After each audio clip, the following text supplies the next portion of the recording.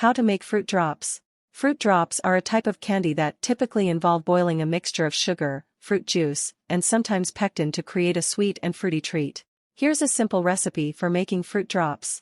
Fruit drops are a very traditional hard candy that can be flavored to suit your preferences. Step 1. Gather the ingredients and items needed before starting. Have everything in place. Step 2. Line the baking pan. Use parchment or baking paper, or grease lightly. Step 3. Pour the sugar, glucose and 175 milliliters per 6 fluid ounces of water into the heavy-based saucepan. Using a wooden spoon, stir until the sugar dissolves. Step 4. Place on the heat source. Bring to the boil. Cover, then boil for another 3 minutes. Step 5. Remove the cover. Boil until the temperature reaches 154 degrees Celsius per 310 degrees Fahrenheit, also known as the hard crack stage.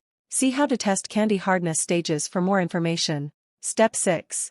Add the cream of tartar and the fruit extract, essence, of choice. Mix through quickly. Step 7. Pour the candy syrup into the prepared pan. Step 8. Leave until the candy is cool enough to handle. Using lightly oiled scissors, quickly cut small pieces off and use your hands to shape into small balls. Step 9. Roll in icing, confectioner's, sugar to complete. Step 10. Serve or give away. These are lovely wrapped in clear cellophane or tucked into a small candy tin as gifts. If you are adding them to a tin, line with wax paper. Step 11. Store in an airtight container.